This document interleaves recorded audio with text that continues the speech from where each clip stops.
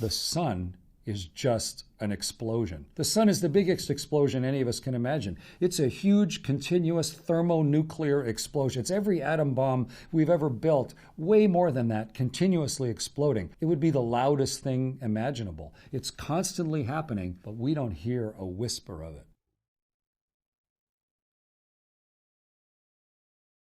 Let's take an example. One of these independent thinkers is the Reverend P.H. Francis, Vicar of Stoughton in Sussex, and let it be said at once that he's no amateur. He holds an excellent mathematics degree from Cambridge University, he's taught mathematics for many years, and he still does. One of his theories is that the Earth is not kept warm by heat from the sun. Well, this is a wonderful part of Sussex, particularly in the sunshine, and I can feel the heat of the sun on my neck now, but of course you don't think the sun's hot. No, the sun isn't hot. It's not a hot body. It causes heat, but it's not hot itself. The sun itself is cold? Well, cold or temperate, like the Earth. Well, how does it induce heat in the Earth, then? This is what I can't quite get into my mind.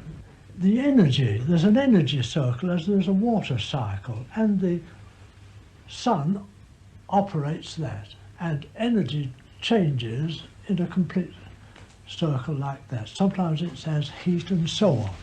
Now you feel a tree or a bit of wood, a table or anything like that, it's not hot, but you can release that energy it's taken in, and the same amount of energy is released when it's burnt or when it decays as it took in from its surroundings. What puzzles me a bit is that at the moment I'm sitting here, say in this lovely old vicarage, and I can see the sun, and I can feel what I think is heat on my forehead. It's coming from the sun.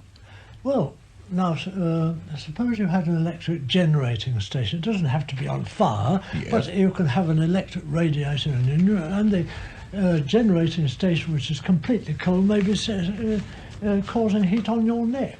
So it doesn't mean that the generating station itself has got to be on fire. The idea that there are flaming bodies dashing all round about the place is complete nonsense. It's everybody assumes it because everybody else didn't know. Everybody's afraid to be different from everybody else.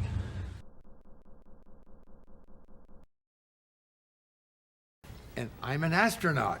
I explore space. And once I rode in a great big rocket and landed right up there on the moon. So I brought you a little piece of the moon. Oh, yeah, haha.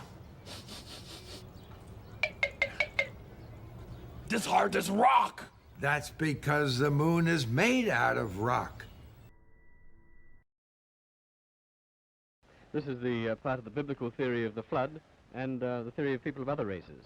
Oh yes, this actual event, the last one, is recorded in all the sacred scriptures of all the old civilizations, from the Hindus to the Bible. Well, now, one thing, you have a theory about the moon, and we expect to be able to get observable facts about the moon fairly soon. What is your theory? Well, it is by now rather more than a theory. 10 or 11 years ago, I stated to various scientists that the moon is not a piece of rock, but it is a plasma phenomenon, a cosmic plasma, and that this fact will eventually be confirmed. I made certain predictions which were already confirmed in 1958, and the situation now is coming close to a complete confirmation.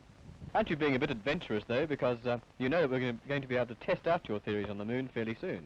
Well, not anymore. 11 years ago, of course, it was rather taking a risk. I was considered a lunatic, of course, but by now the evidence, accumulated evidence, is already so much in my favor that I'm not taking any risks anymore. On the contrary, there is scientific views expressed all over the world now that the moon seems to be of a quite different nature of what was assumed. But the Americans and Russians are thinking of landing men on it. Well, that will never happen. Not on the moon. On Mars, on Venus, on other planets, yes, but the moon is definitely, as I assert, a plasma.